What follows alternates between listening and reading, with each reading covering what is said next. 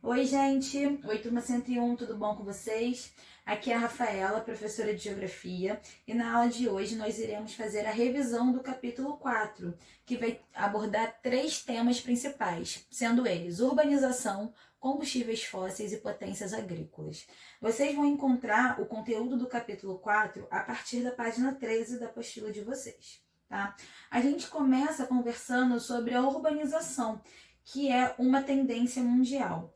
Para vocês terem uma ideia, atualmente pouco mais da metade da população mundial é predominantemente urbana, ou seja, mais da metade das pessoas do mundo moram em cidades, certo? As estimativas apontam que em 2050, se a gente manter essa tendência, cerca de 66% da população viverá nas cidades. Só para vocês terem uma ideia, em 1800, somente 3% da humanidade habitava o meio urbano. O marco, para essa urbanização é a Revolução Industrial, é a primeira Revolução Industrial. Nesse contexto da Revolução Industrial, as pessoas começam a se deslocar do campo para as cidades, em busca de melhores condições de vida, em busca de emprego nessas fábricas que se montavam, certo? A urbanização, gente, ela avança no mundo inteiro, só que ela vai ocorrer de forma diferenciada nos países desenvolvidos e nos países subdesenvolvidos. Nos países desenvolvidos, a gente vai ter uma evolução gradativa. Por quê? Porque o processo de industrialização, ele vai passar por diferentes etapas, A primeira, a segunda e terceira revolução industrial, e a urbanização ela vai acompanhar esse ritmo. Assim, os países desenvolvidos, eles vão conseguir criar uma infraestrutura urbana para poder acomodar, com qualidade essa quantidade de gente que agora vive nesses centros urbanos. Já nos países subdesenvolvidos vai ocorrer o contrário. A gente vai ter o processo de industrialização ocorrendo num curto espaço de tempo, então a urbanização vai avançar de uma maneira rápida, desorganizada. E com isso a gente vai ter diversas consequências, como por exemplo, a formação de favelas.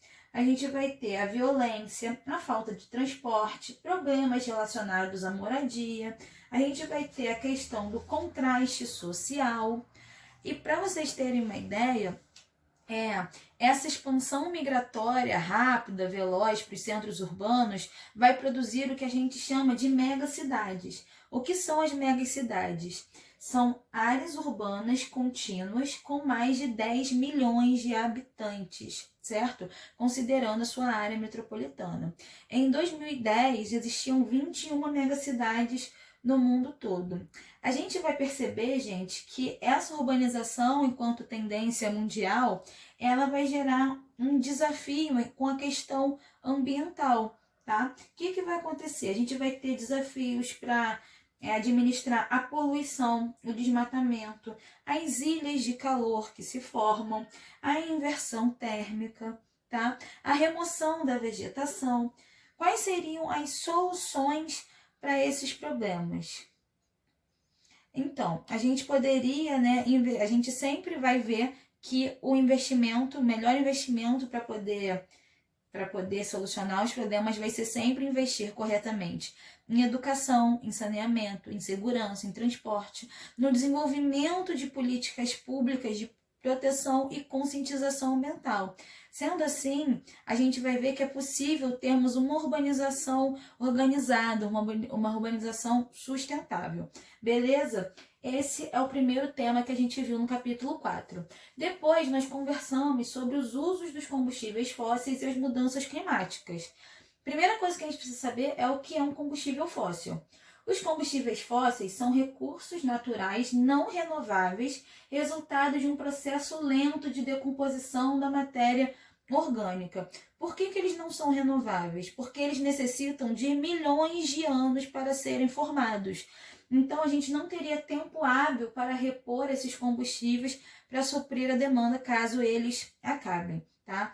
Então, só que o que acontece? Apesar de serem finitos, né, serem inesgotáveis, esses combustíveis fósseis são extremamente poluentes, porque ao serem queimados, eles causam transtornos ao meio ambiente, como, por exemplo, a emissão de gases poluentes, como o óxido de nitrogênio, o dióxido de enxofre, metais pesados e o dióxido de carbono. O dióxido de carbono é um dos maiores causadores do aquecimento global, certo? Então agora a gente já consegue entender, né, por que esse título, o uso dos combustíveis fósseis e as mudanças climáticas. A gente vai estudar os 3 combustíveis fósseis, o petróleo, o carvão e o gás natural.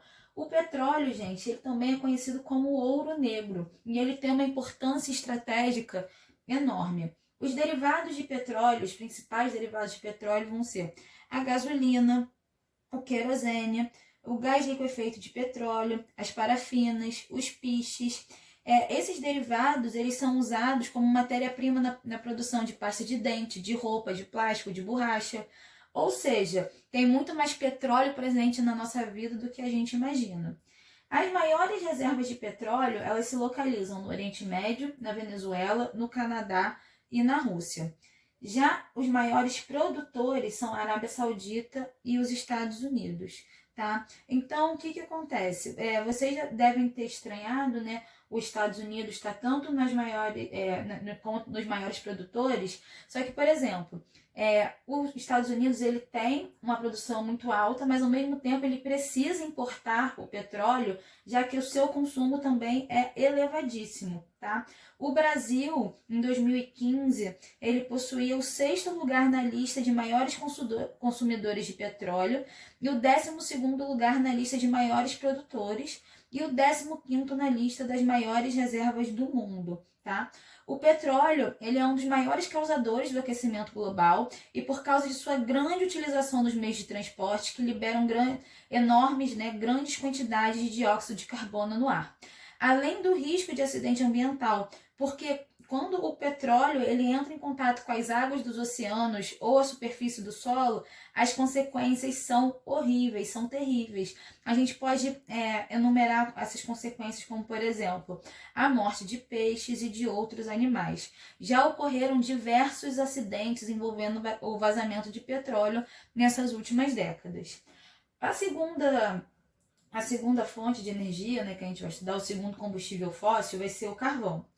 O carvão mineral, ele foi a primeira fonte de energia, né, utilizada, foi a fonte de energia da primeira revolução industrial e atualmente ele é utilizado em termoelétricas. O carvão, gente, ele é extremamente poluente, tá? Ele é o maior poluente de todos os combustíveis fósseis e grande gerador dos gases de efeito estufa, por liberar alto teor de mercúrio e outros metais pesados, tá bom? E quando esses metais pesados eles reagem com a água da chuva, a gente também vai ter a formação da chuva ácida. As maiores reservas de carvão são nos Estados Unidos, Rússia e China, e os maiores produtores China, Estados Unidos e Austrália. Inclusive, gente, o fato da China possuir as maiores reservas e ser um dos maiores produtores ajuda a gente a entender por que a China é extremamente poluidora, né? Ela é um dos países que mais emitem gases poluentes no mundo. E o terceiro combustível fóssil que a gente vai ver é o gás natural, tá? O gás natural, ele tem o seu uso na indústria, em automóveis e em residências. A vantagem do gás natural é que ele é mais barato e que ele é o menos poluente dentre os combustíveis fósseis.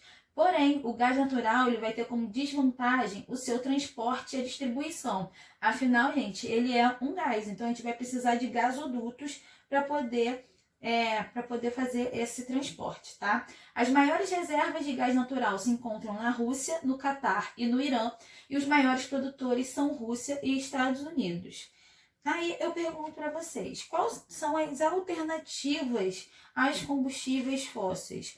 A gente pode apontar os biocombustíveis, como por exemplo o etanol e o biodiesel, o uso da energia hidrelétrica, a energia solar e eólica e a energia geotérmica, que é aquele que a gente usa, né, a energia obtida a partir do calor proveniente do interior da Terra.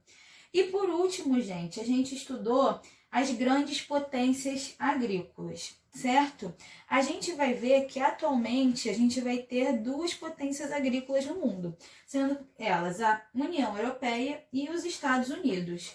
Eles vão possuir modelos diferentes de agricultura empresarial e vão ter em comum uma política protecionista dos governos aos agricultores, certo? A gente vai ver que na União Europeia a produção agrícola ela vai ser bem menor que a dos Estados Unidos, assim como o tamanho médio dos estabelecimentos. Para vocês terem uma ideia, o tamanho das propriedades rurais na União Europeia ela é cerca de 1/10 das fazendas norte-americanas. Isso é uma consequência da densidade demográfica, já que a Europa ela tem uma densidade demográfica muito maior, muito mais elevada que nos Estados Unidos. Na Europa, a gente só vai ter especialização dos cultivos no noroeste e em outras áreas o cultivo vai ser bem diversificado, pois a concorrência entre os produtores ela vai ser menos intensa devido a esses subsídios que os governos concedem aos agricultores, tá? Devido a essa alta densidade demográfica que a gente já mencionou e a urbanização, as terras europeias elas vão ser mais caras que as norte-americanas, e isso vai prejudicar a competitividade europeia no mercado mundial. Por isso, foi criada em 1962 a PAC, a Política Agrícola Comum. Prestem atenção nessa parte, tá, gente? Muito importante. O que é a PAC? A PAC ela se caracteriza pela unificação do mercado europeu, com a fixação de preços mínimos para cada produto, a preferência na compra de produtos europeus e a implantação de tarifas de importação. Lembra que a gente falou que tanto os Estados Unidos quanto a União Europeia, eles adotam políticas protecionistas, os governos adotam políticas protecionistas aos agricultores? Então, a PAC é essa política protecionista adotada na União Europeia. A partir da criação da PAC, a agricultura europeia ela vai se modernizar, com a França sendo o pilar dessa evolução. Vai disputar mercados internacionais com as potências agrícolas internacionais. Só que isso vai gerar questionamentos na Organização Mundial do Comércio, a OMC, já que os países subdesenvolvidos eles criticam esses subsídios, já que as economias dos países subdesenvolvidos são muito dependentes das exportações dos produtos agrícolas e de matérias-primas. Já os países da União Europeia não são dependentes. Dentro da própria União Europeia, a França também sofria críticas devido ao custo da política que beneficiava os seus produtores de maneira desproporcional. Devido a essa pressão, em 2003, a União Europeia vai reformar a PAC. Percebam, ela vai reformar, isso não quer dizer que a PAC vai deixar de existir. E agora a PAC ela vai ter ênfase na melhoria da qualidade da produção e a conservação do meio ambiente. Os preços mínimos garantidos aos agricultores foram reduzidos, tá, gente? Ou seja, eles ainda existem. E foram compensados por subsídios diretos aos produtores, condicionados à diminuição da área cultivada e da quantidade de animais por área. Essa proteção aos produtores, gente, não tem só por objetivo garantir essa concorrência no mercado mundial. O principal objetivo é exatamente conter o êxodo rural, é tentar fixar esse trabalhador rural na terra, porque assim a gente evita que tenha ainda mais o aumento das densidades demográficas nos centros urbanos europeus e as suas consequências, como por exemplo a desigualdade social e a violência. Quando a gente fala dos Estados Unidos como uma potência agrícola, a gente vai ter a ideia do espaço agrário norte-americano organizado nos belts, naqueles grandes cinturões agrícolas. Por quê? Sempre na busca pela eficiência, os empresários industriais e produtores agrícolas, eles procuram maximizar os lucros. Então, eles vão levar em consideração a fertilidade dos solos e os custos de transporte e vai fazer com que haja essa especialização de cultivos, certo? O nome do cinturão, gente, ele é relacionado ao produto do cultivo principal. Esses cinturões, prestem atenção, apesar de ter o nome do cultivo principal, isso não quer dizer que eles são áreas monocultoras, porque além desse cultivo principal, vão haver também cultivos secundários. A gente vai destacar alguns cinturões norte-americanos, como por exemplo, o Wheat Belt, que é especializado no cultivo de trigo, que vai ocorrer ao norte, A gente vai ter o Cotton Belt, que vai ser especializado no cultivo de algodão, que ocorre nas áreas mais ao sul. A gente vai ter o Dairy Belt no Nordeste e nos Grandes Lagos, onde ocorre a criação intensiva de gado leiteiro. A gente vai ter o Corn Belt, localizado no Alto e Médio Vale do Rio Mississippi, que é especializado no cultivo de milho. A gente vai ter o Ranching Belt, localizado no Oeste, que são localizados a pecuária bovina de corte e ovina. E o Ranching Belt, ele vai formar o maior belt do país, certo? Então, a gente vai ter essas duas grandes potências agrícolas que se organizam de maneira diferenciada, tá bom? E aqui a gente encerra a revisão do capítulo 4. Então, gente, estamos terminando, os nossos estudos do capítulo 4 e com isso nós vamos combinar a nossa atividade devolutiva número 4 referente aos conteúdos vistos ao longo do capítulo. O que eu quero que vocês façam? Vocês devem elaborar um resumo que contemple todos os conteúdos que nós vimos ao longo do capítulo, tá bom? Caprichem! A gente fica por aqui, um beijo, se cuidem e até a próxima. Tchau, tchau!